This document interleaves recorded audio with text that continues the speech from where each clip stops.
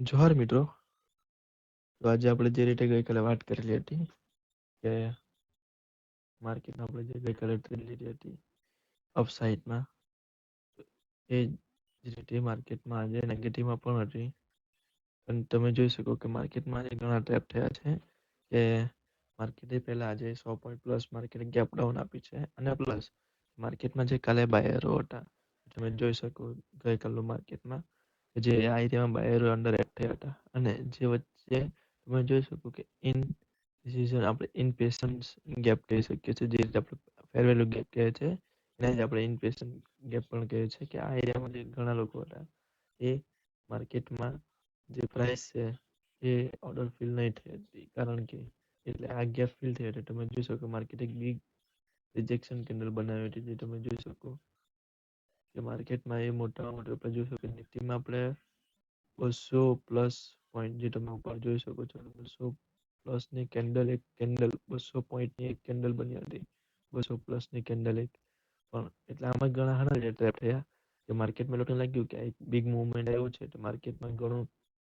Negative જોવા મળશે, એમ કરીને માર્કેટે પહેલા નીચે મૂવ આપ્યું હતું. અને તમે જોઈ શકો પણ આપણે જે ટ્રેડ લીધી હતી આજે એ કયા બેઝ પર લીધી હતી અને શાના કારણે અને કઈ સ્ટ્રેટેજી હિસાબે લીધી હતી તે આપણે વાત કરીએ છીએ.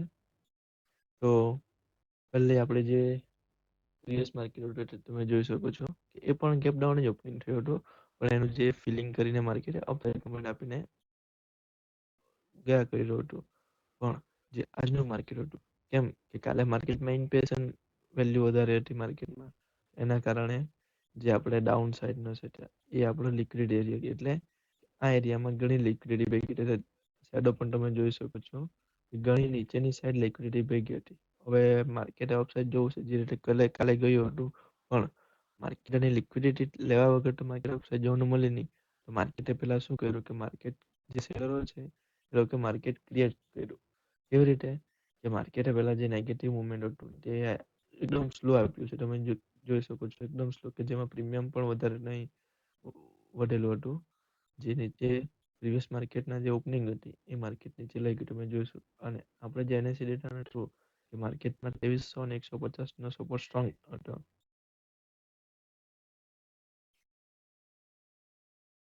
તો 150 નો નીચે સ્ટ્રોંગ હોવાથી જેવું માર્કેટે નીચે આવીને તમે જોઈ શકો કે માર્કેટ એક રિજેક્શન કેન્ડલ ફોર્મ કરી હતી. આમાં બી ઘણા ટ્રેપ થયા છે.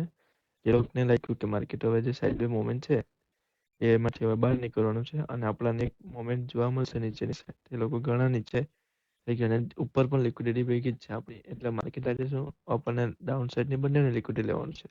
આપણે અંદર કેવી રીતે વિચારી કે માર્કેટમાં જે રીતે નેગેટિવ મુવમેન્ટ આવ્યો છે બરાબર, તો જ્યારે આ એરિયામાં સપોર્ટ મળ્યો માર્કેટને તમે જોશો કે પછી માર્કેટે 23,200 ના લેવલ પણ બ્રેક કરીને 23,300.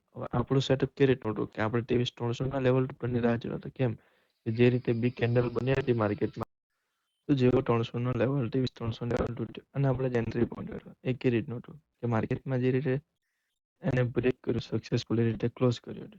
આપણે એક ફેર વેલ્યુ ગેપ પણ બનાવ્યું. કેમ કે માર્કેટમાં એક ચેન્જ ઓફ કરેક્ટર બન્યું. તમે જોશો કે માર્કેટમાં જે એકદમ માઇનર પોઈન્ટ છે કે જેમાં માર્કેટ હાયર લો હાયર લો બનાવતું હતું, એટલે માર્કેટ નીચે બ્રેકઅપ સ્ટ્રક્ચર બનાવતું હતું. તમે જોઈ શકો માર્કેટે બ્રેકઅપ સ્ટ્રક્ચર બનાવ્યું. પછી જે ફીલ કરતો માર્કેટ આ એરિયામાં જે તમે જોઈ શકો આ કેન્ડલ છે જે આપણી 1120 ની કેન્ડલ છે, એ આપણો જે પ્રીવિયસ હાઈ હતો તે માર્કેટ એને સક્સેસફુલી એને બ્રેક કરી ચેન્જ ઓફ કરેક્ટર, એટલે માર્કેટે કેવું છે નેગેટિવ મોમેન્ટ ખોઈ દીધું, અપસાઇડ માટે જવા માટે રેડી થઈ ગયું છે. એ એરિયામાં એક નેગેટિવ મોમેન્ટ આવ્યો અને ફેર વેલ્યુ ગેપના હિસાબે તમે જોઈ શકો કે માર્કેટ એક બ્રેક આપી. અગર જો તમે જોઈ શકો કે માર્કેટમાં મોમેન્ટ સક્સેસફુલ અને કેન્ડલ જો મીડિયમ રેન્જમાં તો માર્કેટ કન્ટિન્યુ કરते, પણ માર્કેટમાં તમે જોશો કે ઇમ્પેશન્સ ને ફેર વેલ્યુ ગેપ પણ મોટો જોઈ શકીએ. આપણે શું સેટઅપ હતું આજે કે માર્કેટ જ્યારે આ ફેર વેલ્યુ ગેપ પર ટેપ કરશે એટલે કે ટચ કરશે ને ત્યાં બુલિશ કેન્ડલ આપણને ફોર્મ થતી જોવા મળે, એ એરિયામાં આપણે એન્ટ્રી હશે. તમે જોઈ શકો કે માર્કેટ નીચે આવ્યું અને એ પછી મોટી કેન્ડલ ફોર્મ થઈ, જે તમે જોઈ શકો કે બુલિશ કેન્ડલ ફોર્મ થઈ અને એ પછી માર્કેટમાં મોમેન્ટમ જોઈ શકો. આપણો ટાર્ગેટ ક્રિએટ નહોતો જે આપણું રેસિસ્ટન્સ હતું 23,300 નું, આપણો ટાર્ગેટ હતો નેક્સ્ટ રેસિસ્ટન્સ એટલે કે 23,400. એટલે આપણે 100 પોઈન્ટનો જ્યારે કેપ્ચર હતું ને તમે જોશો સક્સેસફુલી. આમાં કેવું છે, આપણે એનાલિસિસ સાથે અને આપણું સેટઅપની રાહ જોઈને આપણે ટ્રેડ લીધી, આપણે આરામથી હોલ્ડ કરી શકીએ. પણ તમે જોઈ શકો કે માર્કેટ એ રીતે મોમેન્ટ આપણું ગયું હતું કે જેમાં ઘણા લોકો ટ્રેપ થયા છે. એ શાના લીધે? એ લોકોને પેશન્સ જ નહીં રહ્યો હશે. કેમ કે માર્કેટમાં તમે જોશો કેન્ડલ સાથે શેડોવાળી કેન્ડલ બને માર્કેટ અપ ગયું, પણ નીચે આવ્યું, પછી અપ ગયું, પછી નીચે આવ્યું. આમાં ઘણા લોકો એન્ટ્રી માટે એક્ઝિટ મારે કરી એ લોકો લોસ કર્યું. પણ જો આપણું સેટઅપ હોય, આપણી સ્ટ્રેટેજી અને કન્ફર્મેશન હોય, આપણે આરામથી તો આજે આપણે સક્સેસફુલી ટ્રેડ આપણે થઈ ગઈ છે. અને જે ગઈકાલનું માર્કેટ છે, તો ગઈકાલના માર્કેટ આપણે જે લેવલ છે, જે અત્યારે હાલ 23,400 વચ્ચે ક્લોઝ થયું છે. તમે પ્રીવિયસ માર્કેટમાં જોઈ શકો છો એ છે તે આપણે 23,200 અને 23,500 એ બેની વચ્ચે જ માર્કેટ ચાલતું છે.